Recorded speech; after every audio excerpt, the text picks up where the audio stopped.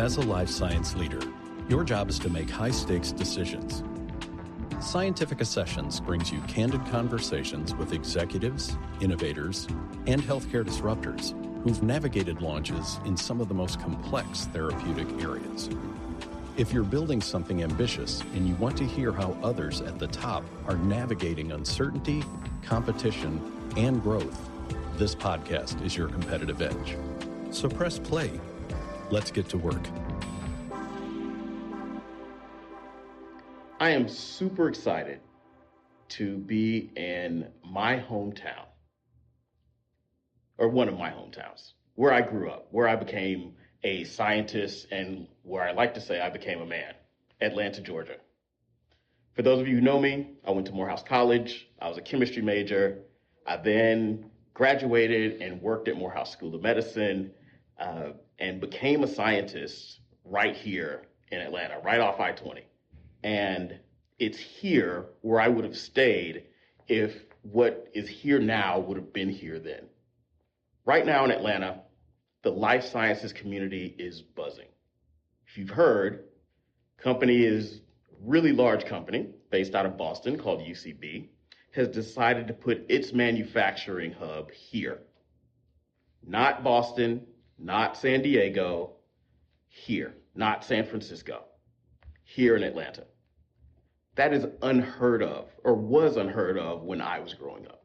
So I am super excited to have four of the key pillars of the Atlanta ecosystem here to talk about what they're building and how they see Atlanta growing in the life sciences space. So why don't I start with you, Maria? Why don't you introduce yourself? Yeah, sure, no problem. Happy to be here, excited for the conversation. Maria Thacker, I lead Georgia Life Sciences. I've been with the organization, I just had my 20th year anniversary last Monday. A lot more gray hair than when I was first hired. But my background and training is in public health, but I've come up in the association world and been thankfully mentored by some of the people in this room over my tenure. Thank you, Maria. Justin. Great. Thanks again for having me. My name is Justin Burns. I am the Chief Innovation Officer for the Georgia Research Alliance. We are a public-private partnership, and we are about 35 years old. I've been with the organization about 2 years, and my background is a little bit of a winding road. I'm a classically trained scientist, did both my degrees here at Atlanta, Georgia Tech, so I'm also a Georgia native. My background is in molecular and microbiology, but I left, did some work for the U.S. Navy, worked on energy, came back and did some clinical research at another Atlanta institution at Emory University. Then I moved off of the bench at Emory and actually worked in the business side of science, as we'll call it, in Emory academic tech licensing and enterprise data use, as well as industry-sponsored clinical trials. So anytime industry had a chance to work with the academic medical center, that sort of fell in my lap. After that, I was recruited away to what I guess some would call the darker side of science, which is the venture capital world. I joined a firm based primarily out of Boston and led a deal sheet there focusing on investments in life science, really with a broad mandate, so anything from therapeutics and diagnostics to digital health, some agriculture as well. After COVID opened up again, I got tired of being on a plane for most of my life, and so took an opportunity to work here with GRA, where I lead our state-sponsored investment. And so state dollars flowing into us, we quickly redeploy that back into the universities and companies that are spinning out of those universities. So maybe smaller quantums of dollars, but doing very meaningful impact work with those dollars. Awesome. Thank you.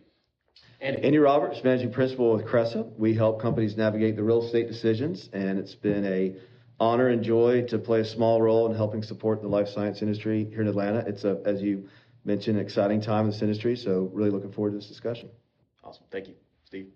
Yeah, thanks for having me. I'm Stephen Damon. I'm the CEO of a small biotech called Micron Biomedical.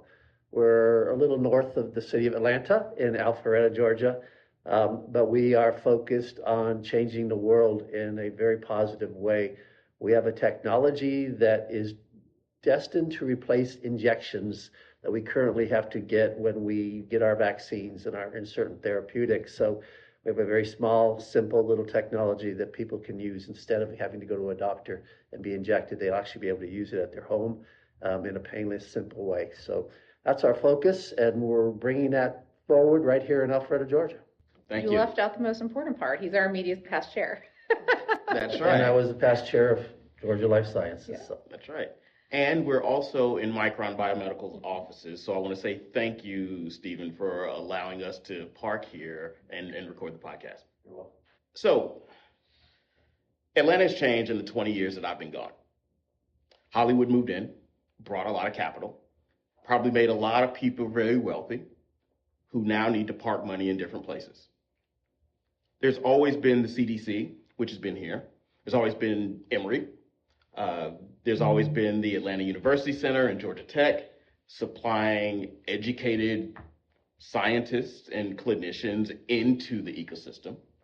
And probably 20 years ago, like me, if you weren't working in a hospital like Grady or at Emory or at one of the other many hospitals that are around now, Piedmont, you left and you went to some other city, which is what happened to me. I went to DC and stayed in DC instead of staying in Atlanta. However, now Atlanta is an option because of so much that has happened. Atlanta sits at the intersection of global healthcare, healthcare delivery, and life sciences entrepreneurship. And that's represented by the group that we have in this room today.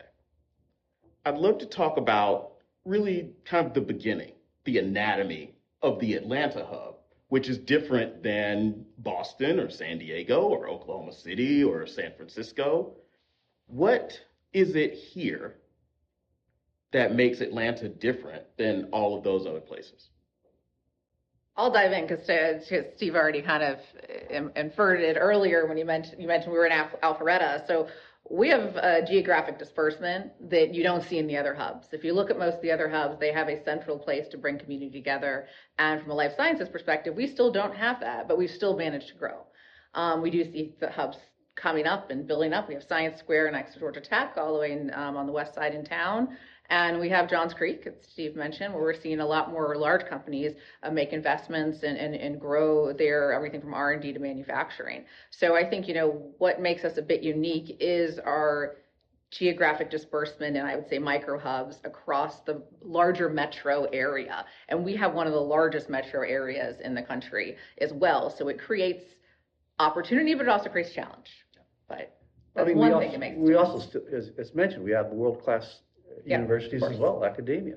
And we have a great airport. Yes. The world's busiest, from what I hear. And we just got that got that crown this week again. So yes. I try to work those numbers every time I'm in there, make sure they count me at least once or twice. But so yeah, I mean, we're unique in how we're dispersed, as you said, but we do that in addition to all the other things you need to have, and those are all growing. But that's a good point. Supply chain capabilities. That is something the state has significantly invested in over the last 20 years, to your point. That has paid off across a variety of industries, and we've seen that scale a significant amount in manufacturing, whether it's automotive and, of course, batteries now, but then in the life sciences and med tech space, too. So that investment over the last 2 decades in supply chain, being a logistics hub, improving the cold chain capabilities for our industry has dramatically changed opportunities for this sector. I think it's interesting, I always think about the assets you mentioned. We have Emory, we have CDC, like the assets have been here. They've been here for a long time, but assets don't create a hub. Assets don't create companies. It's how all the things we have interplay together. And I think that's something that's grown and sort of evolved over time. And we're seeing maybe some of that come together now. It's needing to grow up or having some of that investment come in or having specific talent come in. That was a big portion that happened maybe 35 years ago as people started to see that. And as now things have matured, we're starting to get that feeling again. And so the hub is growing. I think people do look to us as a hub. Having a big anchor tenant like you led off with, somebody coming and making that huge investment here shows that people are looking to Atlanta and looking to Georgia to sort of capture that momentum that's happening here. To that point, so from our perspective in real estate, we work with a number of industries, and there truly is, with the life science industry here in Atlanta, there is a unique sense of collaboration that it's easy to take for granted because you don't find it in most industries. So it's neat to see that kind of cooperation, if you will, to take that infrastructure and kind of tie it together. So, yeah. I don't know where it fits, but I know the large corporations, when they look at us, they think about quality of life for employees. And reality is we have a great quality. Well, you got to have one of the best. And I don't know how they measure it, but I do know for small biotech, and having worked and built in basically in Silicon Valley and done those years, It's amazing. A lot of our employees here today have been with us already for 8 or 9 or 10 years. And in small biotech startup world, you don't get a lot of that. But they're committed. Their quality of life is really good. So I think that's also a piece that we should.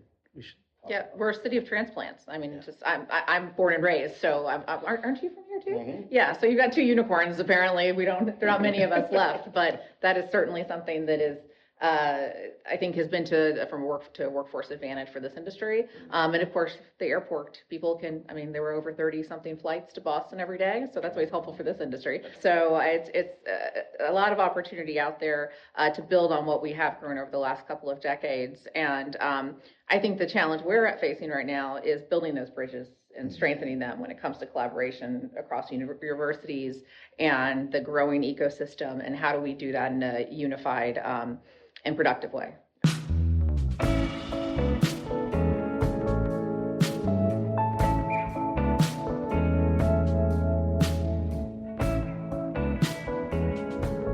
So I hear the real estate piece, I've heard the workforce piece, I've heard a bit about the community collaboration, meaning the startup community and the science community, building those bridges that's starting to develop. And I heard it was time, right? I think Justin mentioned it just took a while for all of this to nucleate, for Atlanta to become this place where it is now, and where it feels like it's bouncing into its maybe second evolution as a life sciences hub. So is all of that now starting to translate into startup formation? So Georgia Tech has been a consistent exporter of ideas. Micron is obviously an example here of a startup that has done well.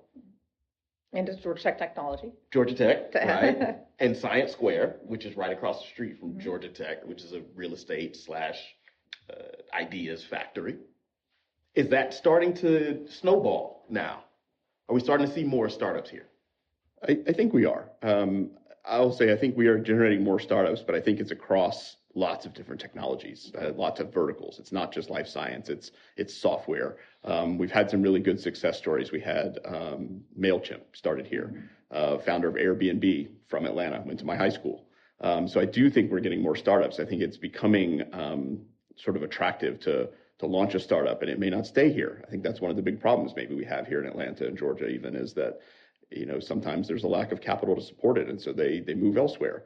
Wouldn't it be great if we could solve that problem? We'll probably talk a little more about that later, but I think we are seeing more startups. I think there's a publicly announced challenge, for Atlanta to become a technology hub. We need 2,000 startups, to sort of hit that level. Now, I would challenge that a little bit to say, is it 2,000 or do we need 2,000 that stay in existence for a period of time, right? Having just 2,000 at outset is nothing to write home about, but having 2,000 that survive that first set of capital raise or survive getting to revenue, yeah, that should be something we talk about. Yeah, no, I would kind of challenge that metric today across the country in terms of measuring how many startups a hub has to provide some sort of value. I think that generally it's a different way for startups to go right now. It has to be higher quality than it was in the past. There's not tons of early stage money just going, out there. So I think that relatively to what's going around, we have a lot of startups start up, but it's not that environment that it was before. It's not just, you really do have to have a high quality asset. Again, in which I'm seeing across industries, but certainly in biotech or in pharma coming out of the universities without a doubt. So what I'm hearing is that there is some soil here, right? And it's fertile. There's maybe a want for more startups and more successful startups that live here and stay here over or through capital raises, maybe through regulatory successes, and actually begin to bring their revenue here to the Atlanta area, which is awesome. Maybe tell me a little bit about who Atlanta wants to be when it grows up. And I say that because I live in Durham, which is RTP. At outset, they did not want to be the CRO, CDMO hub of the world or of the United States. They grew into that. San Diego, when they started, they did not want to be the innovation center. They grew into that. Boston, always wanted to be the ideas place, but they're now trying to grow into something different too. So everywhere I go, Oklahoma City, for example, I was in Oklahoma City. I asked them the exact same question. They're probably 5 years behind Atlanta.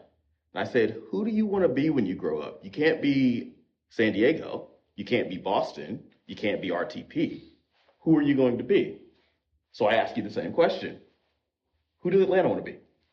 So we're a statewide association, and of course the density of our market is in the metro area and very much also up to Athens. I would say that a win in Athens is very much a win for us too, because a lot of those companies do a lot of business here and in the Atlanta market. I was with one in DC yesterday actually, and they put a lot of miles in their car. They made that very clear coming in town in order to network the ecosystem down here. We just rolled out a roadmap for life sciences in Georgia. This is the first roadmap the state's ever had for life sciences. Many other states have similar documents, and they've evolved over time. Arizona just put out their 20th iteration of theirs, and they've done an outstanding job. And I think what we've identified in that, after many executive interviews, lots of surveying, looking at the data, labor pool, all that, we want to do, in some similarity, knowing that RTP already has this, is we really want to be a scale-up hub. We have great startups. We've acknowledged that. GRA supports many of those opportunities. They get going to a point, but then they don't either have the infrastructure, access to capital, leadership they need in order to grow in our market. So we need to work towards providing those opportunities for these companies as startups to really become small companies that are a bit more established and grow. And that, brings in Andy in particular and the real estate aspect of it, which was a critical vertical we identified in the roadmap. We need facilities for small scale manufacturing to scale. It's having an incubator is one thing, and we also need that too, some more of that opportunity. But we need a place for when those companies get to a certain point that they can continue to grow. They can show proof of concept, and they can do it here on the ground in Georgia. And we have the facilities as well as the skilled talent to do that, the necessary type of manufacturing that is very nuanced in our industry in order to grow. Otherwise, we run at risk continuing to see companies, though this has slowed down, get to a critical point and have to move to a bigger hub. And the last thing I'll say is there's a number of verticals in the roadmap, but really become more of a scale up and creating that culture of being able to scale here in Georgia, not just be a startup hub, is really where we need to go. And Micron is a perfect example of that. And that's really, frankly, a testament to Steve and his leadership in wanting to stay here, because it's such a great place to raise your family. And that does play a critical role. We always have said if we can get somebody here, they usually want to stay. Yes, the cost of living is more affordable, lovely weather. My friends in economic development like to say it's 75 and sunny every day, all day, which I think we all know that's not necessarily true. They didn't include humidity. They did not include the humidity. You know what? My friend from Arizona was in DC yesterday. I said her hair looks great. She goes, it's the humidity. And I'm like, and it looks amazing. So don't knock it. But that's where I think we're going. That is the feedback we've heard from our leadership. And that is also our big companies are wanting that as well, because then that ensures they can start to build the talent pipeline they need as their manufacturing sites are built or are growing in many cases. So that scale up infrastructure meets the needs of our small companies as well as the talent needs of our big companies, and that's where we really need to go. But you mentioned a number of other hubs, and I totally agree. I think my predecessors really had to work hard. We have to stop trying to be Boston, stop trying to be San Diego. We have to be what's unique to us here in the Peach State. And what does that look like? So we've identified that, but the unique differentiator is they have had the political will and political investment at a state level to really move that needle. And the state's done some, great work with GRA, but it takes significantly more than that in order to actually be a hub. And as we see, I'll get off my soapbox in a second, as we see biotechnology becoming a national security priority as well as a federal priority from the top down, Georgia really needs to make a concerted effort to move things forward in this industry, or we risk falling behind. And not just, of course, the hubs, but to Tennessee, to Alabama, and South Carolina, who are making investments and prioritizing this industry. Yeah, thank you. I think it's a great point, or a number of great points in there. But you're right about what Atlanta is. It is a different place. It's not the same as Boston. It's not the same as San Francisco. It has a good pipeline already built in. It's got real estate that is less expensive. And I think to your point there, Maria, you're absolutely right that scale up piece is missing in a lot of hubs. Even the big ones, they have resources that help to scale up, so capital makes up for that actual place. But being that would be a differentiating factor for Atlanta that would make it different from everywhere else. Maria mentioned real estate in the previous question. You mentioned the timeline, right? I mean, I think it's incredibly important to note, just in the past 18 months alone, you've had two bold examples of, arguably more than ever, the cross-section of financial sustainability from a real estate perspective in the life science industry. So relatively speaking to other markets, Atlanta can seem inexpensive, and yet it's still not cheap, right, to build out the infrastructure. I mean, this is still an expensive infrastructure. So Science Square Labs being one, phase one being kicked off, well leased, enough to kick off now phase two, right?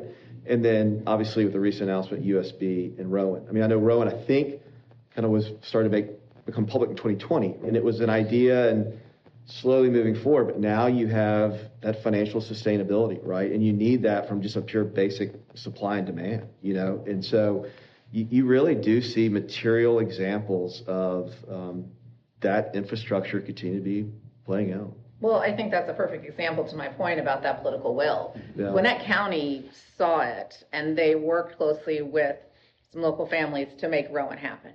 And that's great. It's purpose-built, and we're seeing some activity even south of Atlanta and Dawsonville. They're doing some very intentional work around potentially some brownfield sites south of Atlanta, which is you can probably attest to, it's a critical challenge. Atlanta's has a lot of land when you fly over it, the most green cover, I think, in the U.S. Yeah. It's beautiful to look at, but a lot of it's privately held land. It doesn't mean we all have a ton of it in town, in Atlanta itself. So the suburban aspect of things in places like where we sit today in Alpharetta and just further north in Forsyth, we're seeing a lot of local will from those leaders in government to invest in this sector. And I think that's great. I'll mention also Union City. I was just with Congresswoman McBath a couple weeks ago in Dendreon. Lots of interest from her, but the reason Dendreon's down there is supply chain that we have here and the political will of that community at a local level. So it's a really big piece of the puzzle that we need to continue to work to solve. Yeah, absolutely. And I'm originally from Columbus, Georgia, which is an hour and a half from Atlanta. It's towards Fort Benning. So if you're familiar with the infantry, it's the home of the infantry. My hometown feels completely isolated from this development, and it's an hour and a half away. But that's changing. It is. I will say, first of all, you clearly are from Atlanta if you're making that drive in an hour and a half. So not that I'm saying that you should speed. Oh, now you're pushing it. You're definitely from Atlanta and have worked in D.C. But we actually have quite a few members. We have, I think we're just shy of maybe 8 member companies down in Columbus. Columbus has prioritized life sciences. It's, they have a nice downtown, Riverside, all that. But we're seeing growth there, particularly in industrial biotech, which is another capacity beyond the city limits of Atlanta. We're seeing a lot of growth in. Yeah, and if you think about being from there, I know the history of my hometown. It was a mill town. So there's a lot of buildings that have the space and could house manufacturing and or laboratory space. I mean, the Riverwalk area has a number of loft apartments, and I'm putting air quotes up for those of you who are watching this podcast, which will be neat because this will be the first time. So they have the hip, cool loft apartments, which could also be close to, and this is a plug for Columbus, could be close to some small startup or lab space where young people could walk to work, which would be awesome.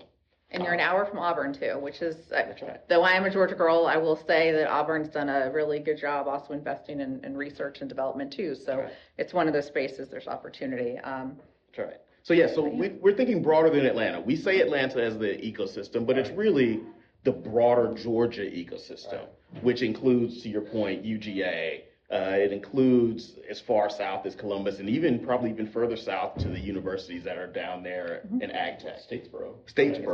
Right. Yeah, there's a big focus at GRA, of course, we serve the state, and so we serve research no matter where it comes from. So we look at universities in there's no reason it can't come from places outside of the metro area, Definitely. especially in agriculture. Georgia has the unique challenge of having agriculture be the number one industry.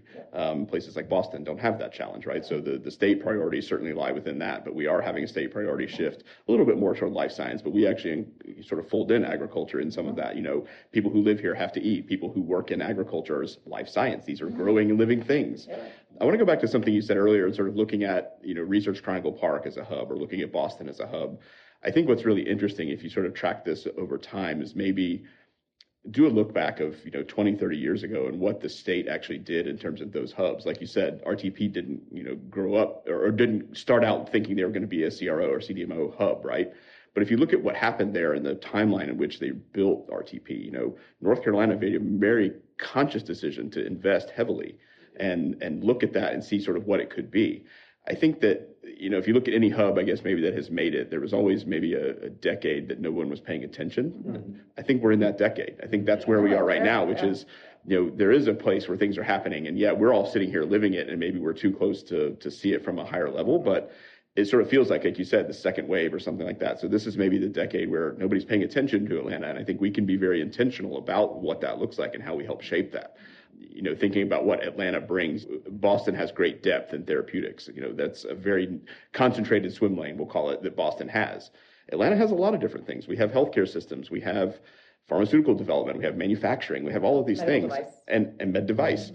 I would say, do we need to pick one of those? I don't know. I think maybe the investment happens because we have that intersection. We have a density of these types of different investment opportunities. Maybe that's the thing Atlanta has. And so, we don't need to try to be Boston. We don't need to try to be Austin or, RTP. We are behind RTP, no doubt about it, but in terms of timeline. But I would argue that we have a lot of assets that hopefully make us a really good, starting point for right now. And maybe in 10 years' time, we're going to have somebody saying, I want to be Atlanta.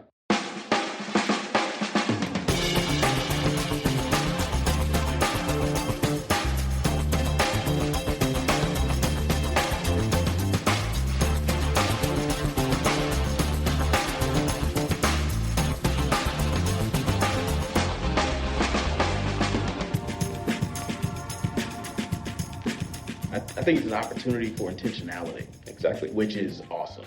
And what I see in Oklahoma City, kind of similar place, they're being very intentional about their ask from the startups that are there. They're also being intentional about their asks from the government, right?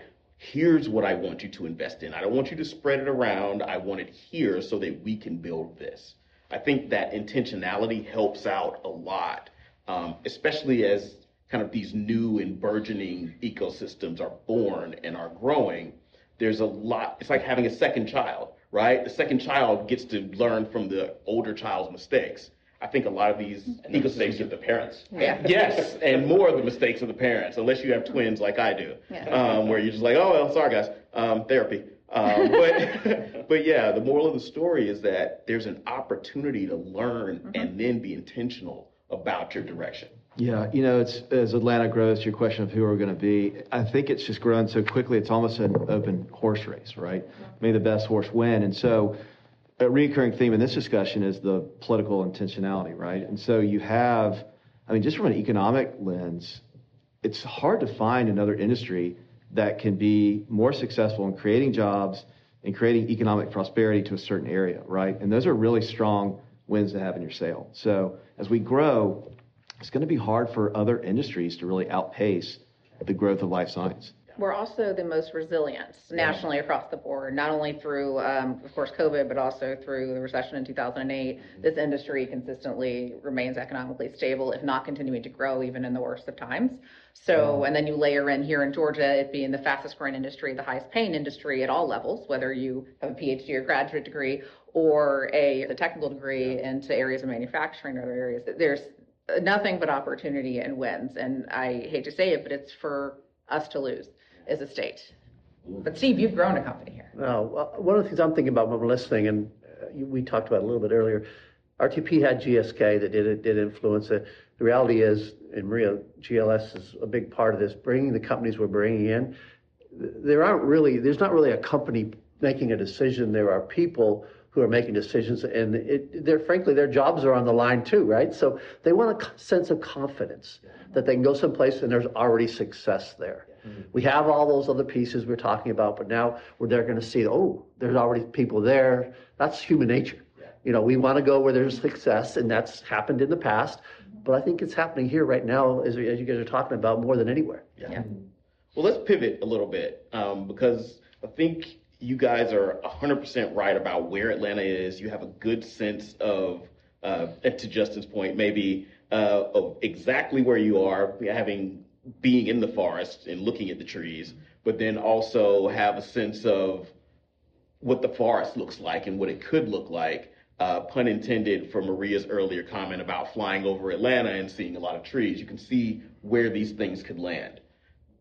One thing that in every ecosystem we talk about, and we talk about probably ad nauseum, is capital.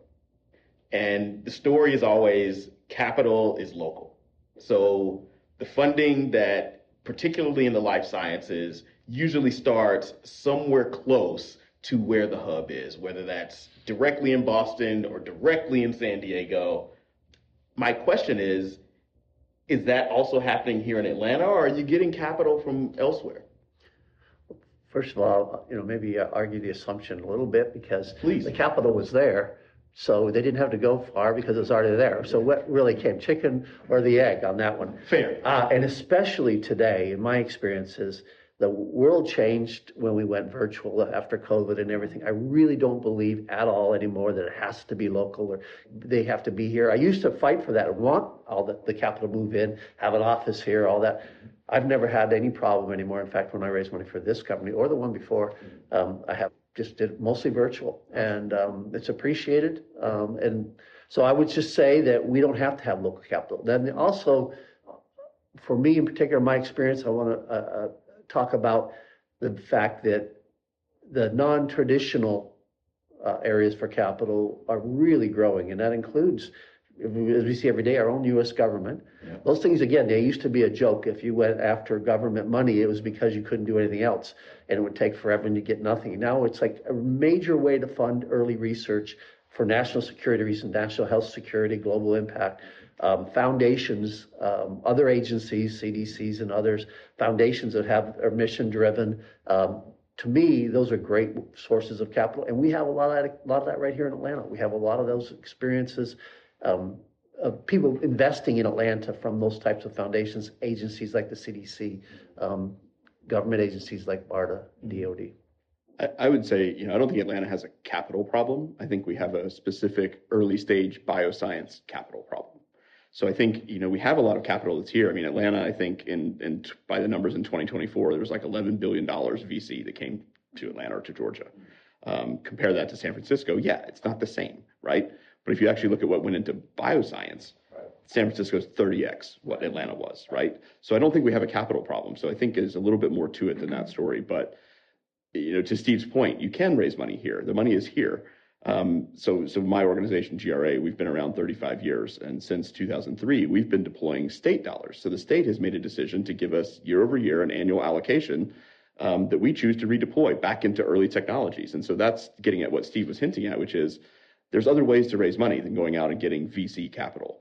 Not every company is a VC company. Mm-hmm. So we have to recognize things like that. And so what we're doing at GRA is, sort of an interesting model that's been replicated, and we borrowed some playbook from other places too, which is invest early. We make investments even while the technologies are still inside the university. These are non-dilutive funds, but we do it in a way that says, what does the next stage of capital look like? And are we investing in the right milestones to get them there? Doing that helps unlock capital. And so, Steve, you're a GRA company. We would argue that kind of capital is the most meaningful capital that goes in. It allows you to go and raise money later on because you took non-dilutive dollars and you did the most you could with it. That helps you unlock more meaningful capital. And yeah, you may have to do it in smaller rounds. So you may have your seed 5 round instead of doing one big Series A. But the capital is here. And I think as we continue to grow, and to Steve's point, we have some wins. People look at it and say there is a way to do it and there's some success there. that's kind of where we sit right now. So as soon as we can chalk up a few more of those wins, when Steve, IPOs and it's $1 billion, well, I'll have something to point to. And I just have to say that GRA was that for our company and is that where I think the first grants or loans or whatever, they're like $150,000, then you earn your way to 100. And that what's interesting is that seed money that got us to where we had some proof of concept or whatever allowed me to go out and raise money outside of Atlanta. And in fact, I came back to GRA and allowed them to invest a small amount in their venture fund, but it wasn't like I needed their investment to do it. But in fact, the other investors were like, well, who else? Why are you having them in there? And I said, because it's Georgia, and they're going to be in there. They're going to be a part of it because they're the reason we're here. Yeah. That was the start of it. But you have to look for that, and it's definitely here. And I think that's one thing that's interesting. So analogous organizations to mine across the country, we call them sort of accelerator gap funding, things that are funding things at the very early stage. One thing we look at is our leverage ratio, like how many dollars did we unlock by putting in early dollars, right? If you look at the national average, it's somewhere in the 8x, something like that. Really good VC funds are maybe in the 17, x, something like that. We're doing a little bit better than 20 right now in terms of GRA. If you look at that and include some companies that have gone public across all sectors, we're a bit north of that. So I think it's a good opportunity, and it shows that if you actually put dollars to work and doing it in the right way, you can generate more dollars, and it's easy to do. There's other economic development organizations in Maryland or in North Carolina even. They're not punching it that weight, and so I think it's a good opportunity to show that we can do it here in Georgia. So I'd love to continue that trend, and so if we can make the case and advocate for some more dollars, whether they come from the state or from other foundations that are interested in doing this, I think we're on the right path. And I'll just add, we need to find a pathway for those, as we've seen the city grow and people move here, those that may not have spun out of a university here in Georgia, don't have access to GRA funds. How do they continue to grow here? How do those innovators grow? So, and I think that's more where our organization needs to come in. How do we work with the state to find a pathway to different types of funds and matching dollars or incentives, though incentive is not a great word in the state at the moment, but ways to help those companies continue to grow. I mean, we have innovations that come from nearby states that want to be in Atlanta, but they need the right reason to move, and some access to capital thing is still not fully fleshed out. We do have a ton of money, and I give the Atlanta metro area a lot of credit. A lot of that had to do around the tech sector and the investment in time and building efforts around events like Venture Atlanta, which is now the largest investor conference in the Southeast, but that doesn't service life sciences. So how do we fill that gap? And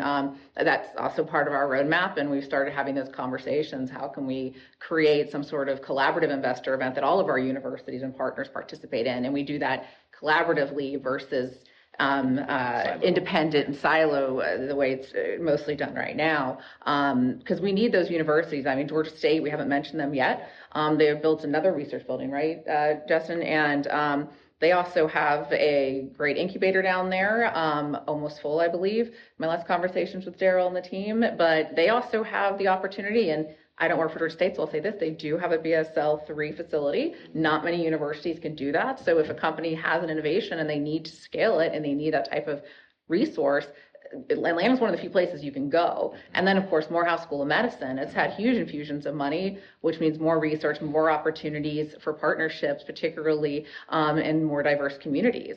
And we already see big companies coming to Atlanta on a regular basis. They did even before the last 20 years for clinical trial reasons and things like that. But how do we, when they're here, do we get them to stay here a bit more, communicate, partner, and provide opportunities for GRA companies to meet with them, have their BD team come in? So I think that access to capital is probably the biggest thing I hear from our member companies. But we still really need to put some time into figuring out. GRA is certainly one solution, but we need multiple layers to get to where we need to go. And I truly believe it's some private. We need industry and other investors to invest, but it still continues to be more public dollars in that direction. Yeah, it makes sense. One of the things Boston and makes them unique is the amount of investment dollars that Massachusetts puts into that ecosystem on their own, right? Independent of what's going on the private sector at all and the private dollars that are available. And that is unique for Massachusetts and for Boston. And they have the same issue. They're like, we're not just Boston, we're the full Commonwealth, right? And we have to talk more about the Commonwealth. I think it's the same thing here, and you're just missing that government capital that helps kind of infuse all the companies are here. But that started 30 years ago. Actually, all the big hubs pretty much.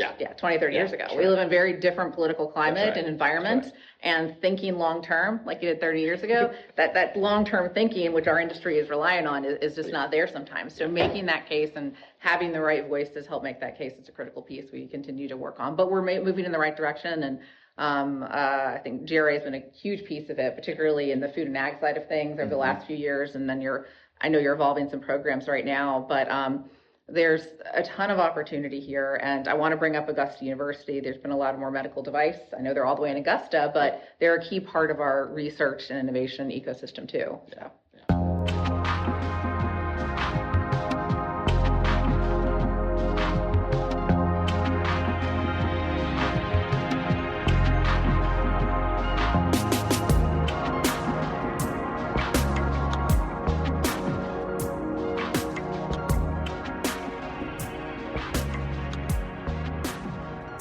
This is Scientifica Sessions.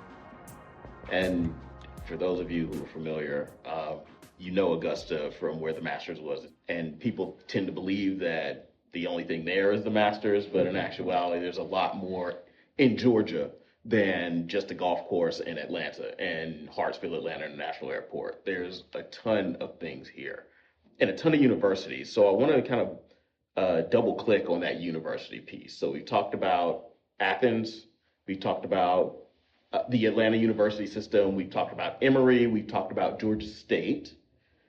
Are there other universities that I missed that are also infusing innovation into the Georgia ecosystem as a whole?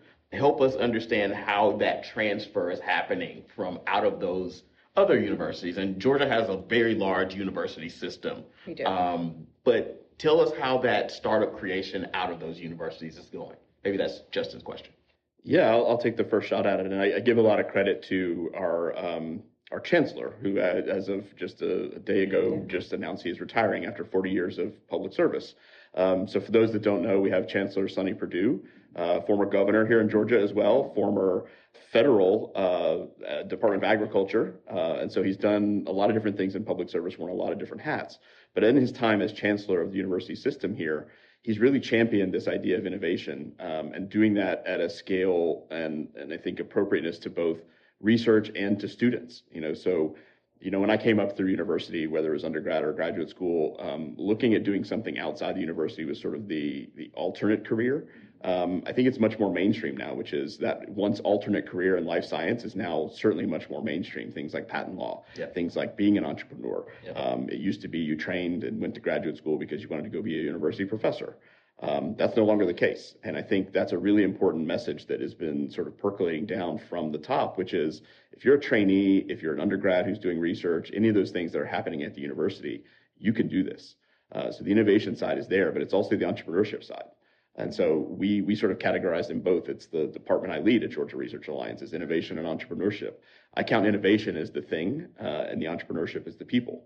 And so as you're thinking about a technology, you're thinking about something coming up, the chancellor and the USG as a whole has done a really good job of seeding this, not only from the Georgia Techs and the other public universities that have huge research budgets, but down to the local state colleges, right? So all the way to Albany State, all the way to Augusta University, all the way to those universities, and even the technical college system in Georgia. So all of that has now sort of grown up, and we're no longer siloed. Siloed is such a corporate word. I hate to say it because here in Georgia we think of silos out in agriculture, but it is a very good metaphor. If you put something in its standalone silo, it can do something really well, but it's really when all of those things work together is what's going to happen. And so now we have a talent piece, so we have workforce, we have all of these things that are sort of coming up. And so what the university system has done is to foster that and say, hey, we're going to focus on that in the university itself and in your coursework. We're going to make sure that those things are not just an abstract idea. And so now as you're learning about your coursework, whether that's undergrad or graduate, we want you to be thinking about what that means and what it's going to do beyond the university walls. So the challenge has been made, and I think the universities are adopting that. We just had our first University System of Georgia Innovation Challenge. So this brought teams from across the state. So places like Kennesaw State University, places like Albany State. We saw an innovation that was a coated horseshoe to prevent infections in horse hooves, right? So thinking about even that's a big industry, right? So think about racehorses. So this is an anodized, basically coated horseshoe that will prevent infections, and so it's much more easy. So farrier is the practicing field. As they're shoeing a horse, they're thinking about this, and so. How do we make innovation there? I didn't think about that. Certainly, I'm guessing no one in this room thought about that. But these are the types of things that the chancellor has championed. And so now we're seeing the fruits of that come out as we see these types of events and see the products of that, as he seeded that idea, several years ago. Yeah.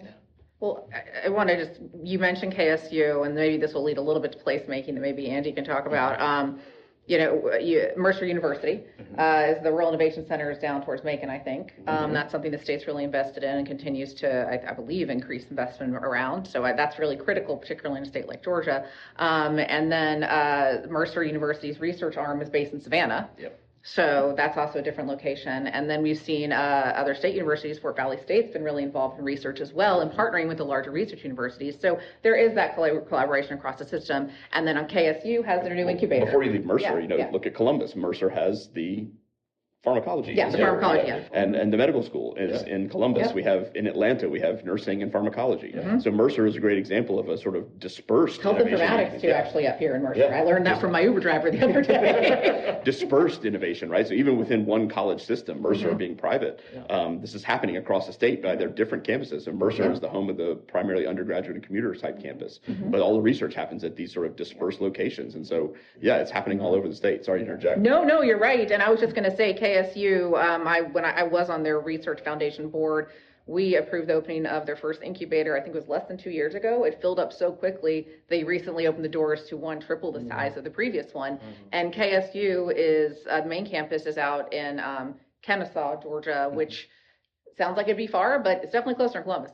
It's 45 minutes, and I tell you right now, people, depending on what time of day it is. There are those direct highways they're building. If you got the beach pass, you can get there. But it's still Atlanta. People commute to and from Atlanta from Kennesaw. So there is and they also have the former Southern Polytechnic. They have the Gwinnett campus. No, what's in between?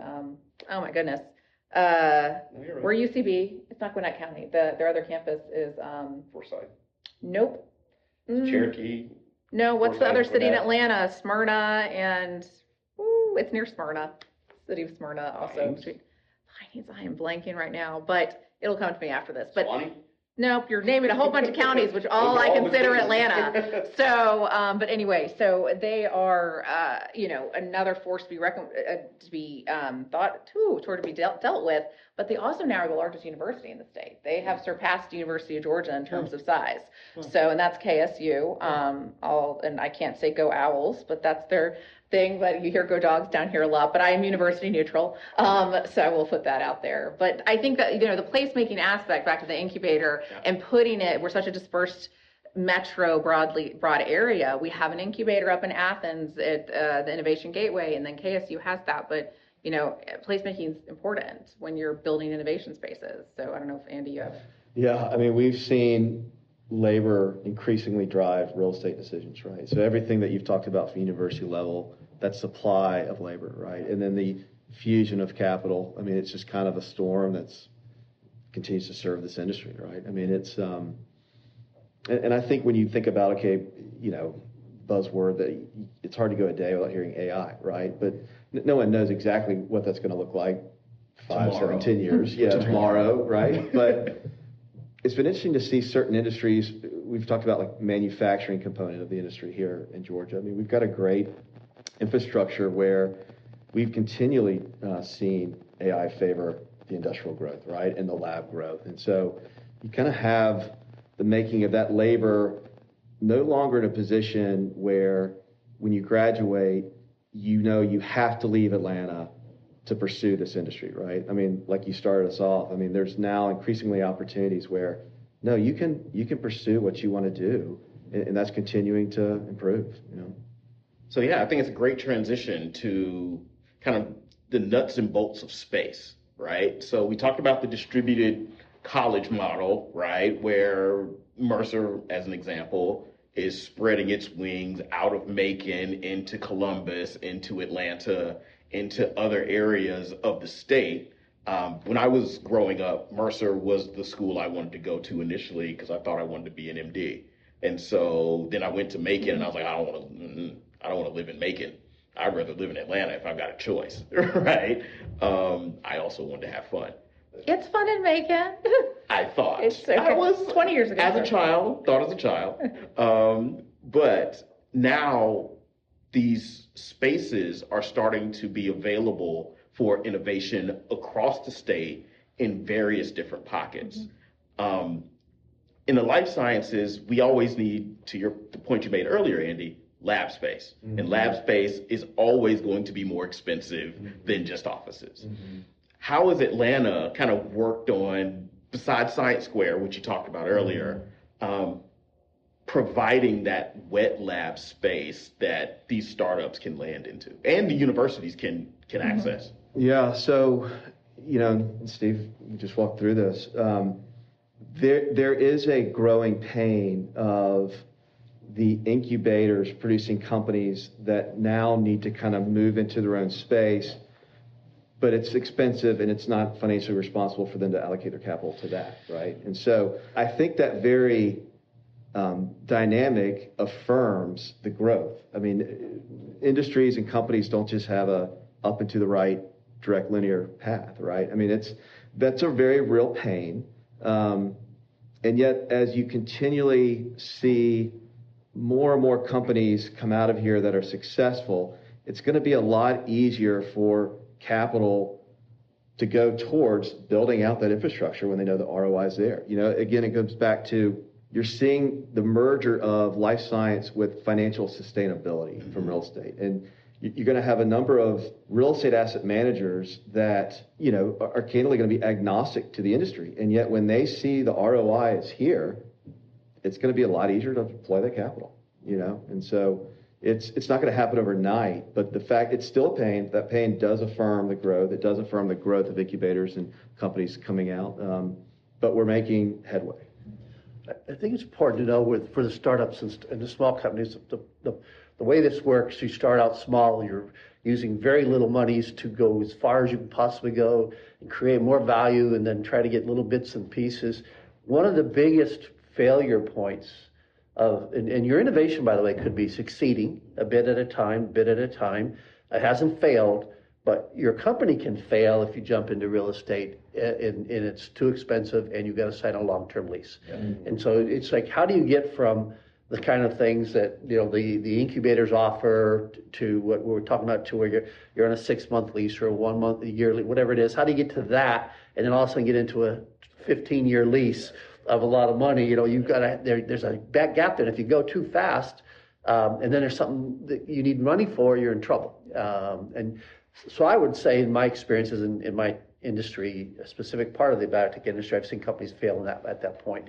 And that doesn't mean their innovation failed. It meant that they failed their business model. So to me, where I worked with Andy here to get this space, but he knows, he talked to me for years.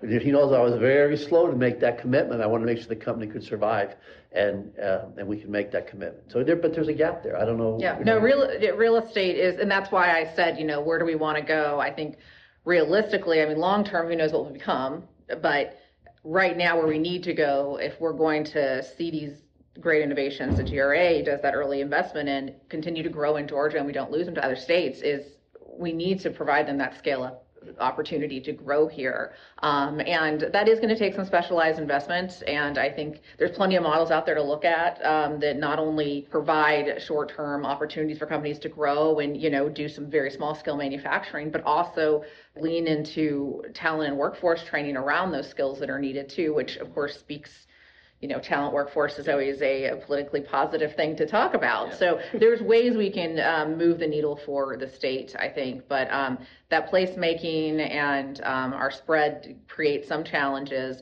But there is opportunity. There is some infrastructure in the state. But people like to email me or text me often when it's one of those real estate articles from the Northeast or even in Chicago now.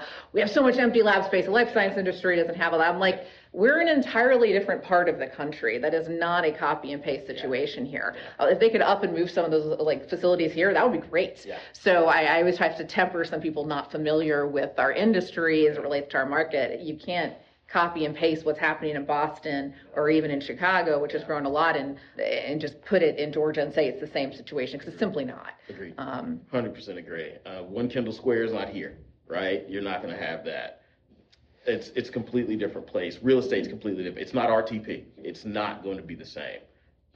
It's worth mentioning, I mean, with AI, there's a degree to which the life science industry, whether it's medical manufacturing, ROD, biopharma, ROD, the degree to which it's automated may vary, but it's still going to require a place, right? And so, again, capital is going to view that as, okay, well, that's a resilient investment, right? I mean, you're going to continually need sources of capital. Some are motivated by an altruistic dynamic where they want to help companies solve the problems that life science companies are working to solve.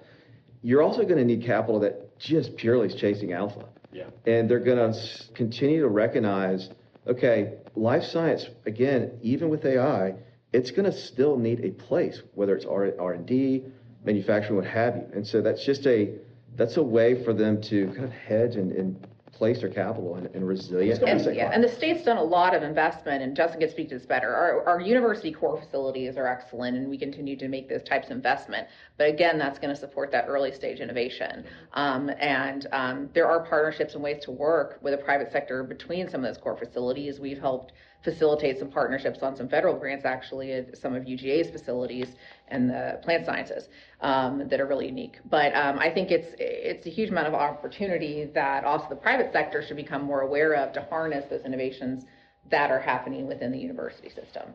But you know more about the core facilities than I do. I just wanted to mention that. It's a good example, and we are the benefactor of that. So another thing the GRA does is actually what we call our infrastructure and equipment fund. So we actually have a line item from the state where we receive state funding and go back out to our member universities and say, how can we help? And so what we do with that is to make sure that those state dollars go further than deploying them into one university. And so we have a GRA core exchange. So we talk to the leadership of the universities, primarily the VPs of research, and every year we get a wish list. Right now that wish list is much more than we can ever supply. But the idea is that if we can deploy that capital and make sure that there's a capital equipment purchase at one university, the others inside of our membership get to use that at internal rates. And so researchers at Georgia Tech can walk next door to Georgia State and use something that's shiny and new. Researchers from Augusta can come and spend half a day working in a core lab here. We have a marketplace for that. And so it's not designed to buy easy things like pipettes and consumables and things like that, but it's really the high-end capital equipment. So that's one way the state is thinking about this, is to make sure that they're leveraging capital beyond what it would get than just putting it at one university. I want to go back to something I think that the sort of ties this in a little bit, which is, if COVID did one thing for us, it allowed us to see sort of how we could be flexible, or at least more agile. And startup companies are really good at this, right? And so managing your cash, managing things, and working, maybe you're a virtual company, right? There's really good data that say if you start a company close to the university where it's originally spun out of, that you tend to stay there as long as you have capital to do it. And so one thing that early startups can do is leverage the success of RTP. Now we have CROs. So we can actually do a lot of work where we don't need the lab space, at least at the outset. So we can do that, do it in a virtual fashion. The company can stay here. You're close to your roots. You're close to the founding professors who aren't part of the company. It's the trainee that's come out, but you still have that intellectual capital. Then you leverage the work of the CROs and do it virtually. You hold your meetings virtually. You may even have a fractional CEO who doesn't live here, right?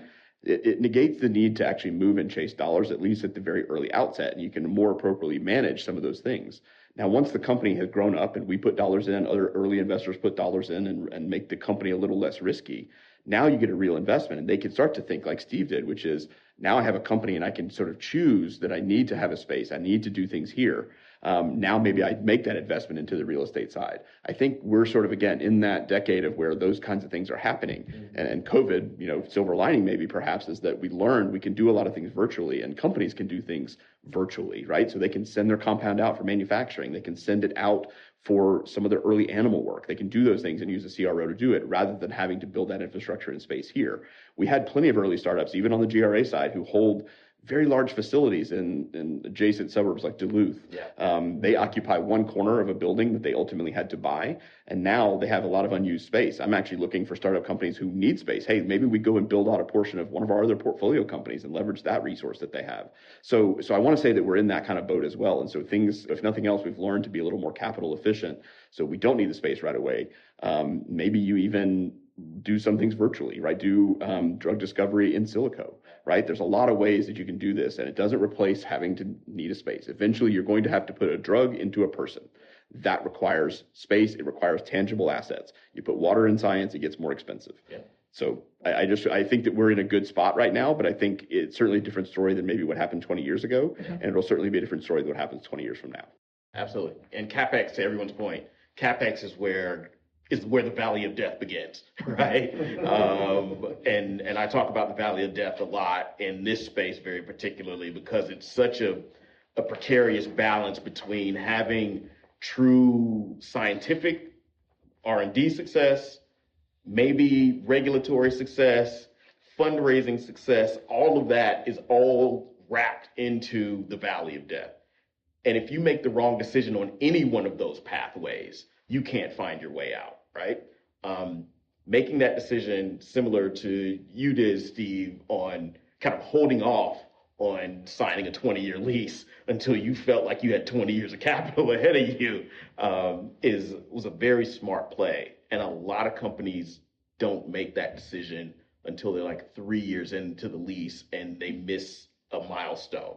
And they're like, uh-oh, what do we do now? And now I'm stuck. And now I'm stuck in a lease and I don't want to be here anymore. I don't need this space. I need to go back to a university to do my R&D again. So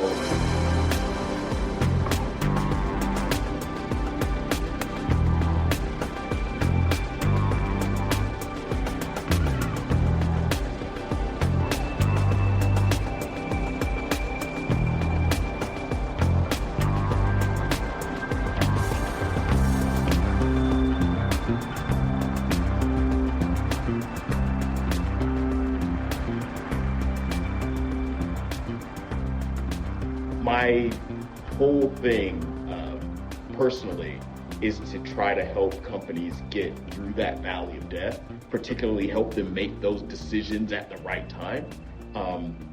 I come from the science side, but to your point, the business side is equally as important on those decision-making points as you're coming to milestones.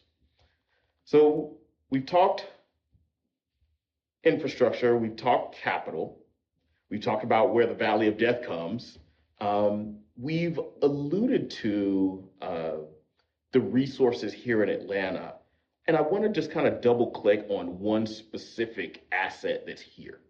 And it's just the abundance of diverse patients, number one, and the abundance of major healthcare systems, and the abundance of colleges and universities that both educate and use or house those parts of those healthcare systems.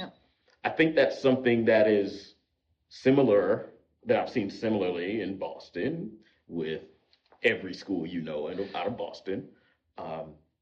Interestingly, same thing in UCSD, for example, in Keck. Same thing in San Francisco with UCSF. These universities and the health systems that are attached to them really help drive innovation. How is that happening here? I know we mentioned a little bit broadly across Mercer, but I'd love to hear kind of Atlanta specific. Sure. I mean, I don't run clinical trials, what I do, but I'll just point out, I believe the stat's still correct. Children's Healthcare of Atlanta, which has a brand new facility, more research capabilities due to some investment from a local leader. It has more patient beds to do clinical trials than any other children's hospital system. So there's a huge opportunity in the pediatric space to run clinical trials. And yes, we have a lot of hospitals, and a lot of them they have a space here in Atlanta, but they also have facilities elsewhere. I mean, I know you said Atlanta specific, but Wellstar might be based in Atlanta. They took over the largest university healthcare system that was attached to Augusta University. So now it's part of a larger statewide network. And then, of course, we have Emory, where a ton of trials are done. But and there's new opportunities for other partnerships with some of the other hospitals here. Wellstar has, what is their fund called, Jason? The Catalyst at Wellstar. It's been a bit more digital health investment, but they're dabbling in med tech and all that. And that is a local fund, and at least based here, they'll invest anywhere. But that is a unique opportunity and pathway to work with that healthcare system. So we're seeing that shift. Piedmont, Northside, there are potential opportunities for trials too. But Emory is the big one in Atlanta, but others are trying to, make their name and grow. And of course, from a trial recruitment standpoint, I mean, we've seen companies here my entire tenure fly into Atlanta, recruit. I have friends at Merck in leadership. They're like, hey, we're sending a team down. We're going to go recruit, and then we're just going to take them out of Georgia. I'm like, so you're killing me. But that's just my opinion. I think Emory's a big deal everywhere, not yeah. just in Atlanta. Emory is an amazing place to their healthcare system. I know we've been able to take great advantage of it. Micron did multiple clinical trials, publications in the Lancet, all done at Emory. And frankly, it's affordable in a big way. We're currently doing a trial, for example, with the CDC on a new vaccine, a new rotavirus vaccine for children who are still contracting and potentially sometimes dying of the rotavirus from other countries, low-income countries. So we're doing trials there with a brand new vaccine. Before that, we did flu trials, seasonal flu trials there. It's a great place. It's huge, and I think the brand is nationwide too. We talk about Atlanta and selling Atlanta and being a part of Atlanta. I think Emory's a big brand. I think Emory and Tech just got named one of the Southern Ivy lists. That like a week ago. Yeah, Forbes. Yeah. Didn't we learn that Emory was the biggest R&D spend in the nation? First or second, something like that. Maybe Tech was second in something. That's part of the reason they got named to this Southern Ivies list. So So I just had shout out to Emory because it's been a great help for my company. Yeah. Well, CDC too, right? Like CDC. Access to the CDC, meaning I just drive over to Decatur versus across the street.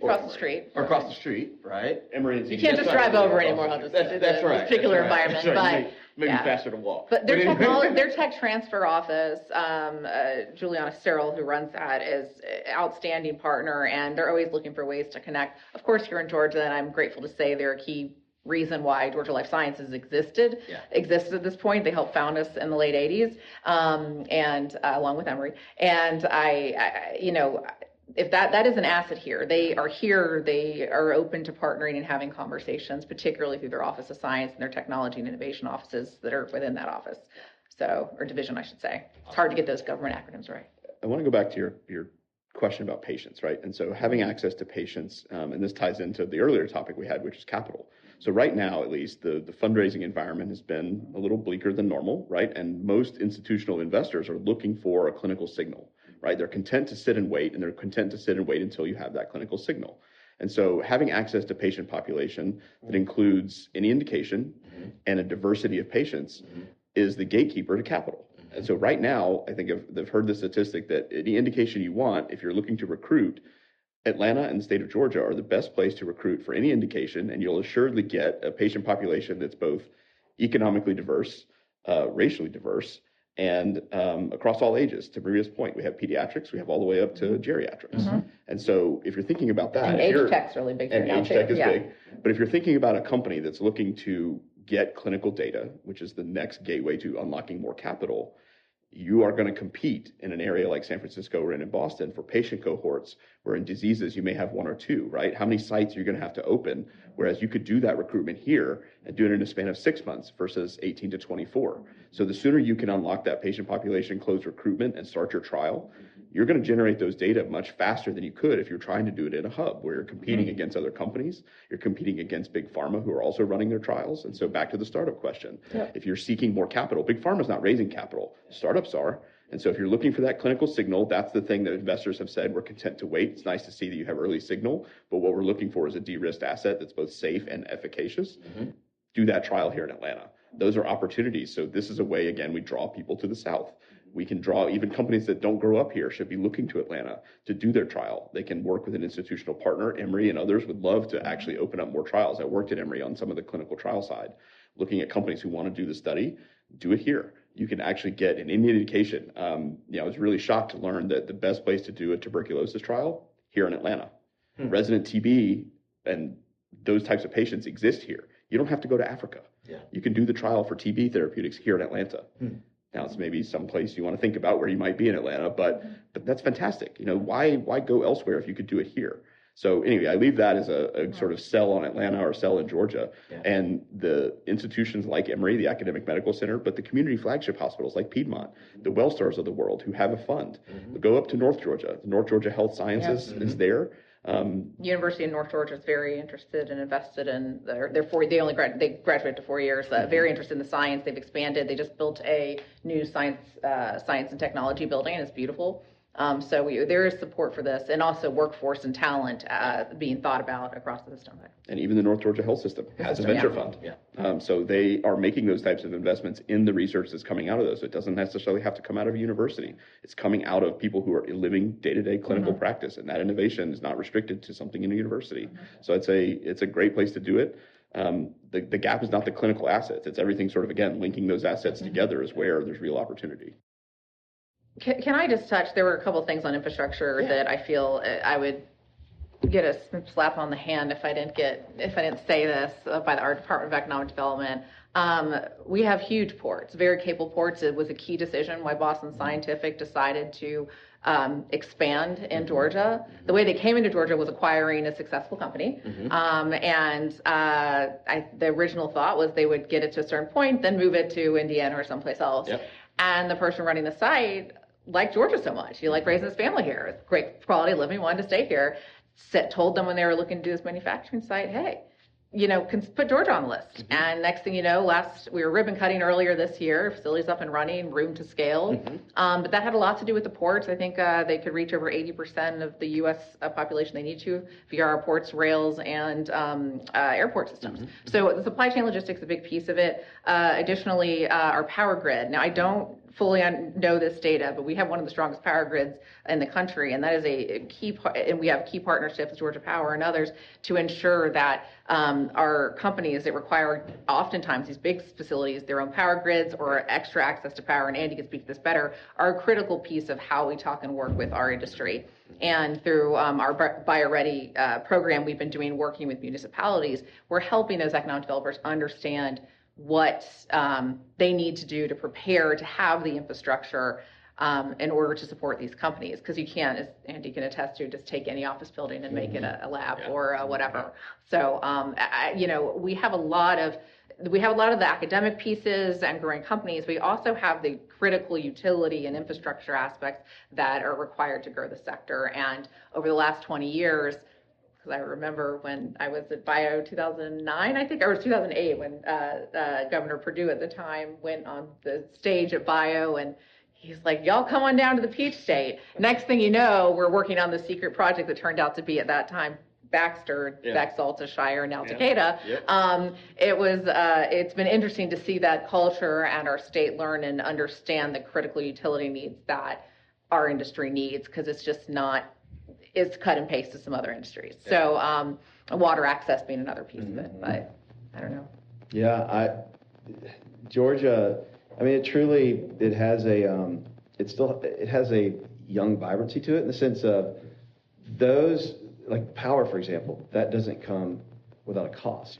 But the attitude has always been, okay, well, let's not let that stop us and just hit pause, right? I mean, it's like, okay, well, what do we need to do? And then we do it, right? It's just kind of, that seems to be a prevailing, amidst Atlanta's growth and Georgia's growth, it just seems to be kind of a prevailing quality of who we are. And I think it affirms why companies have been moving here, right? I mean, there's just that attitude that is needed. And it's been exciting to watch. Well, and to your water point, in Gwinnett County, there's the water research facility that specializes in water, and they actually have an incubator and have quite a few companies that are doing research in that space with specialty labs. So if you're interested in aspects of water cleanliness, that type of thing. That is something that is in Atlanta. And I'm so sorry, I'm forgetting what it's called right now, but that's an opportunity. And the Georgia Cyber Center based in Augusta, they've got partnerships with a number of different states. And that's a unique facility that was invested in right before Governor Deal stepped away. And I mean, if you want to work around cybersecurity, military, that intersection, and not just in Georgia, it happens to be based in Georgia, you know, that is an opportunity for companies that are really thinking about cyber when it relates to life sciences as well. We just had the NSCEB, the National Security Commission on Emerging Biotech in Georgia, and I was very grateful to be able to coordinate and host them here for 2.5 days. The Cyber Center they had no idea it was here, and that is, they're part of the DoD, right? So, I mean, the commissioners that were there, so that was like, oh my gosh, let's take a bunch of notes and have this conversation, is how it helps us make biotech a federal priority. So, you know, we're thinking about these different things, that we have a lot of assets across the state and strong connectivity between the metro Atlanta area where the density is, but with key partnerships in Athens, which just got funding for a new medical school. So that'll be a huge opportunity as we continue to see more science and innovation come out of there. But then even in Augusta with the Cyber Center and AU. So yeah, I think, and Maria does a phenomenal job at this. Like, there's a dynamic to which whether there's success stories there or not, and then there's a dynamic where the success stories are there. We just simply need to make sure others are aware, right? We need to make sure we're sharing that narrative. And so I think it's there's a degree to which we continually need to be educated in how to speak to and promote what we already have, right? And Maria's done a great job of leading that. So. I've got an ecosystem council meeting with a whole bunch of economic developers in a week, and that's one of the topics. So how do we have that unified, curated message now that we've evolved as an industry? And I'll take that problem over not having success stories to share. For sure. Right? Correct. For sure. I'd love to I think that collaborative piece, that community building that's happening here in the 10-year span of kind of figuring out who you are quietly, to your point earlier, is where you pop out and say, oh my goodness, Atlanta is phenomenal here. And they have built it because, one, we've got the community, we've collaborated together, we've been intentional, we've partnered around the state, and we've used all the resources that have helped us grow. And by then, Micron is $1 trillion company. And these guys just keep piling it on. We knew you would, Steve. More and more responsibility. Just remember, you offered me a bottle of water at one point. That's all I want you to remember. And we have the talent. So I think it's the one thing we haven't talked about. But Steve, you're going through hiring and growing. I mean, how's that talent pool for you? No, we have lots of talent. That's not a problem at all for me. With the universities and everybody that's available. But I see it differently. I see it about the people and about the quality of life and the fact that these are people having lived and worked in Silicon Valley and having hired and done all those things. Also did the same in Europe, worked for years in Europe and worked all this in life science. It's just different here. It's people who want a career, they want to stay forever. During COVID, at least in my organization, the scientists were in every day. You know, they're ready to work. Everything was going great. So I really felt pretty good about the workforce here and the quality of the workforce here, which makes me think that they're happy in their regular life, not just because they're happy at work.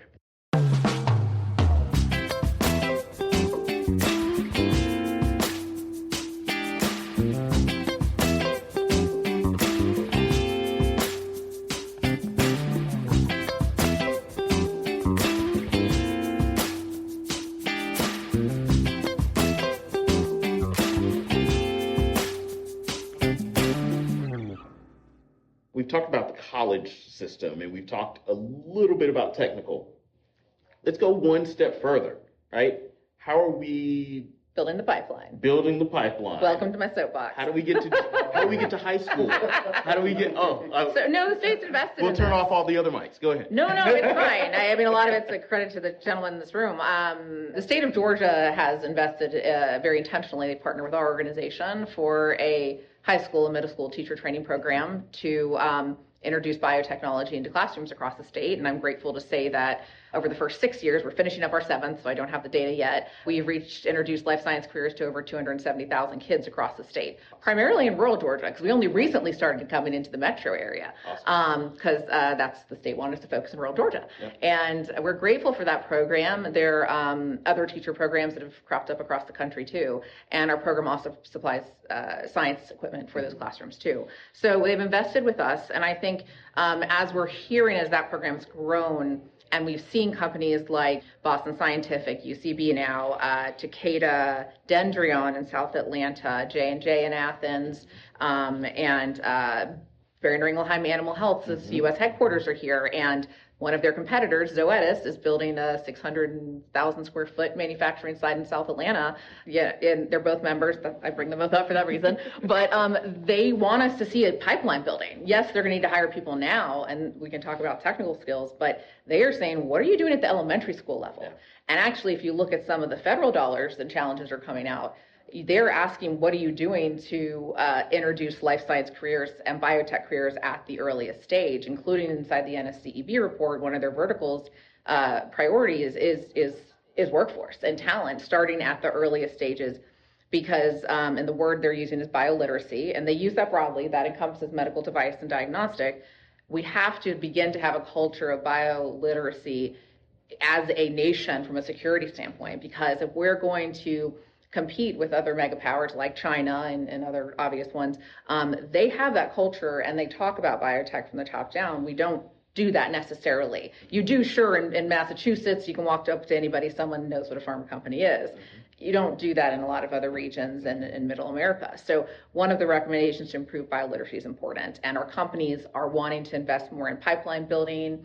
Not only companies here, other companies, Roche, we've talked to them out in Indiana, looking at some of our best practices working in that K-12. So we are I would say in the Southeast, a talent hub for an example of how the state can have a public-private partnership with an organization. And it is evenly split. Actually, I would say the industry invests more at this point because we've grown so much, public-private partnership with the state of Georgia. And now we're seeing South Carolina and other nearby states doing other things in this industry to improve bioliteracy. But frankly, the wins we've had around manufacturing have really driven that. Yeah. And now that is also, our program started in high school, and then middle school, and then technical school, because the way our system works here, you can basically finish a first year of your technical degree while you're in high school. Mm-hmm. So we are working on certifications and new pathways to help these kids that may not want to get a technical degree or move into a 4-year or longer program, find pathways into the life sciences. So that is something I'm very proud to say that our organization has led on in partnership with the DOE. We have an excellent partnership with the Technical College System of Georgia and their Quick Start program, which is it gets awards all the time nationally, which is a specialized incentive workforce training for a large company that may need a training facility. So one of the outcomes of the now Takeda site is we have the Georgia Bioscience Training Center. It was one of the first bioscience training centers in the country. And we're very happy partners with that. We write them into federal grants. We are helping some of our member companies do gown training and all that type of stuff there. So we've done a lot of talent and work there. I think we've gotten to a point over the last 7 years now where we've had so many more companies coming up, particularly in manufacturing, that we need to do more now. So that's one of those efforts. We're starting to pull a variety of pieces of the community around together around that issue of talent development in the technical skills area, and find pathways for 4-year graduates to get some hands-on technical experience, because we do hear a lot of companies say, I'm going to hire this person because they've at least been in a space and, gloved, gowned up, et cetera, whereas some of my undergrads have never done that. Mm-hmm. So how can we get them through a boot camp or something and get them exposed to being fully gowned up in a clean room, whatever, because it's not made for everybody. Not everybody has that. Some people get claustrophobic. So the state's made a lot of investment in that direction. But again, I think it's been that we've grown for a decade and we're kind of coming out a bit more, but we need to now reassess how we're investing and how do we make a big concerted effort, because as these companies come online, UCB is, Gendron even grows, and Takeda has the opportunity to do another 1 million square foot facility if they wanted to, but talent is a big issue, and we have to find a way to come together to move the needle. I know Rowan, the site where UCB is going, they have a talent vertical as well, but our partnerships with the technical system and the DOE are very strong, and we have nothing but opportunity there, and thankfully desire as well to collaborate and come together. So, we'll have all eyes on us. I have to do the shameless plug with the FIFA World Cup.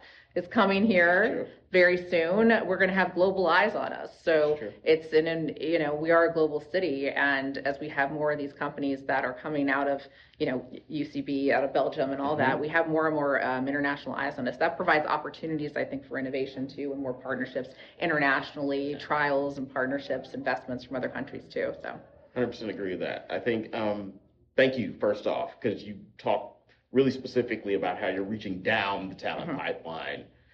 Maybe I'll go the other way. So Steve, for example, his experience before Micron, he talked about, was in Europe and in Silicon Valley, right? So at the leadership level, the talent also needs to be homegrown to a certain extent. How is that side happening here? Maybe, Steve, you may have a better perspective on that. I really don't. I think Maria does. She deals with this all the time. But I do feel like, we do need more leadership in Atlanta, and we are looking for more leadership, always have. And there's no reason, there's no real excuse for it, I think. It's just, as I reach out and think about, I recently hired, for example, a CFO, which is a leadership position in my company, and I had to go outside of Atlanta to find him. And so that was a challenge because, so we definitely need, as we emerged and we've been talking about, that's probably the last piece that happens. And I think that's definitely a need in Atlanta right now. I think it's interesting. So it's another, not to continue to say we should look like Boston, but one thing Boston has is the management talent, right? And so it's because those people that have had success and those people who have had an exit are looking for their next gig. We haven't had that yet. And so again, I think we're in that little bit of, we're behind. So as we start to have people like Steve and sort of the companies that grow up here, they've had success, and those, sort of early executives can roll off. They're looking for their next gig. They're not necessarily looking for the paycheck that comes along with it. They have some time to devote and to put sweat equity into the early startups. I think that's another piece that we're looking for. You go outside in Boston, you can throw a rock and hit a CEO that's had a recent exit, is looking for the next gig. In Atlanta, we don't have that. So it's not just capital. It's somebody who can attract capital. You need to be a fundable investment. Your management team needs to be fundable in the eyes of an investor. And so some of those things are starting to happen. And so as we have companies that grow up, we have talent that comes in. I do think that we'll start to have that. So some of that momentum will be sort of self-fulfilling. On the other side, for talent, which is, one thing GRA has done over the past 35 years is recruit talent to the universities. So I think the one thing that we've done a good job of is recruiting some of those skills and those very highly trained investigators, not only to bring them here, but to bring what I call their halo, right? So if you bring an investigator in, GRA is here, and we work with the state and we work with the home institution to actually endow positions. And so we go out and use it as a talent recruitment mechanism. And so we work with the university and identify a hiring need that they have in a specific field, and we bring that person from somewhere else. And when we do that, we bring not only that person, but we bring their grants, we bring their trainees, we bring their research focus. And so now we're starting to seed that, and we've been doing this now for about 35 years. So we have close to 80 to 100 scholars, as we call them, eminent scholars, that are seated at the universities. Their endowment lives at the universities, and we keep them here. And so as we grow that and their labs grow, we are producing some of that talent. We are producing the technologies that come out of their labs. But then we're also able to attract the management talent because we have good technology, we have good workforce, and all of those things will slowly start to fill in. So I think, again, back to my sort of point and points that others have made, is investments we made 20 years ago are starting to bear fruit. And I think that's just something we recognize as states saw, reasonable, knowledge to put that money kind of into GRA, into other organizations to help do that recruitment piece. So 20 years ago, 30 years ago, we're now starting to see that sort of build. And so hopefully we're sort of having that effect. Yeah, I'll just call out, there's the Joint Biomedical Engineering Program between Emory and Georgia Tech. That's a really unique program. Not many universities have the type of partnership they have, and that results in a lot of innovations and technologies. Hovers near number one in the country. Yeah, hovers near number one in the country, exactly. Yeah. UGA has a specialty regulatory program school. It's actually at their Gwinnett campus, and a woman named Grace Gaudo runs that. And I am always telling our four-year graduates that are looking for a little extra, but they don't necessarily want to get a full graduate certificate, to consider that, because I think everyone that probably listens to your podcast knows regulatory and quality talent is a challenge any and everywhere. So that's a great certification.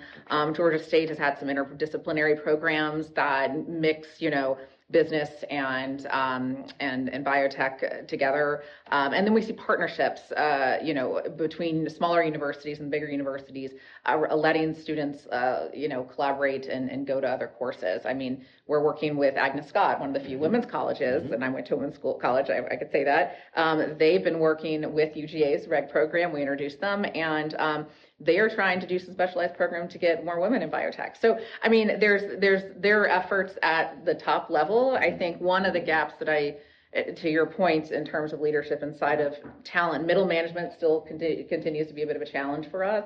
COVID's given us, and Steve, you might be able to attest to this, permission to have senior executives that may not be based here. Exactly. In the past, I never would have allowed a CFO to be living outside of Atlanta. I mean, it's a key strategic position for me. So, but yeah, absolutely does change it. What I think leadership means, like you talked about, a lot of leadership that people want, or call them leadership because they've been there, done that, and they've had success, also means they're probably pretty settled into where they live.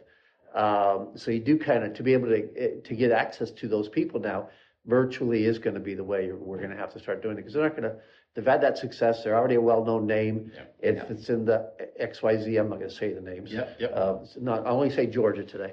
Good. But if it's in those XYZ cities you've been talking about, they're not going to move, a lot of them, unless there's a personal reason. And they're expensive. So if you think about, salaries are salaries, right? And if I'm in XYZ city and you can pick two of them, my salary is probably 2x, if not more, for the same position. I would countersell that by saying, look at what you could get done for half the price here in Atlanta. Correct. The science is the same, the talent is the same, and you don't have to pay as much for it. I think that's an opportunity for us. Absolutely. Absolutely. And we've got a great airport to get you back and forth if you're living between two places.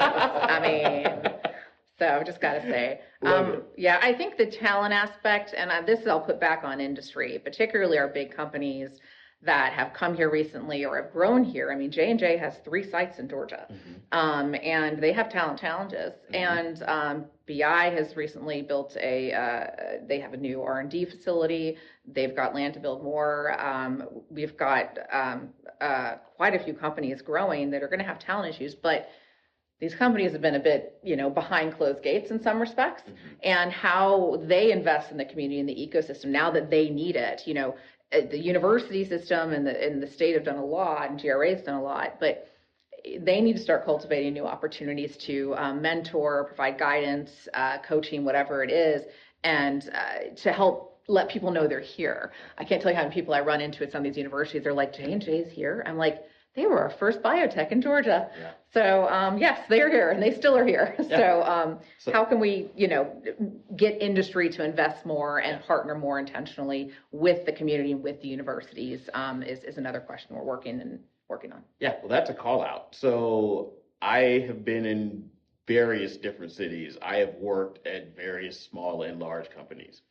And the thing that seems to be the goodwill that works is reaching into the community and doing work from the big company that I used to work for, seat, bringing in money, bringing in opportunities, bringing in those partnership relationships that then not only helps the company meet its financial and revenue objectives, but it also helps you have this access to that community in a way that is much different and really helps the community do what it's trying to do in a much broader way.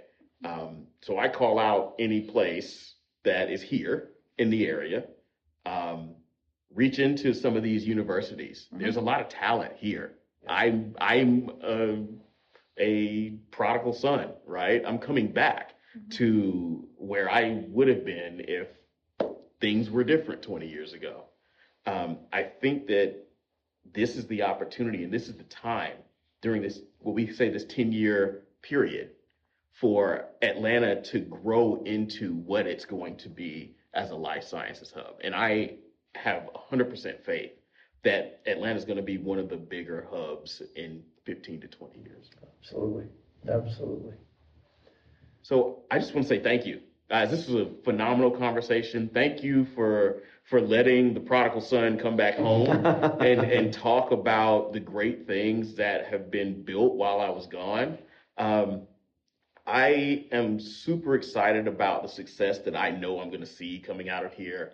I'm excited about the partnerships that I hear that are already forming and the ones that I know will be forming here in the future as you continue to grow and prosper. If you're a founder or an investor or an ecosystem builder who's looking to understand where I think the next wave of life sciences innovation will emerge from, hop on a plane. ATL is the airport short acronym. Fly into Hartsville, get on 85, drive up into the city and see what you find. Come meet with Maria, Justin, Andy, Steve. Let them come and tell you the Atlanta story. I'm super excited. And don't forget, subscribe to Scientifica Sessions. Feel free to take a listen on Spotify, Apple, or wherever you get your podcasts. Team, thank you so much for letting me come down and tell your story. Thank you. Thank you. Thank you. Thanks, guys. Thank you for listening to Scientifica Sessions, unscripted conversations with those shaping the future of biotech. If you found value in today's discussion, be sure to follow and subscribe on your favorite podcast platform so you never miss an episode. We release regular conversations with leaders across biotech, pharma, and medtech, all aimed with helping you stay ahead of industry trends. And if this resonated with you, please consider sharing it with a colleague or your network, because the more voices we can bring to the table, the stronger our community becomes. So until next time, keep questioning, keep learning, and keep shaping the future of life sciences.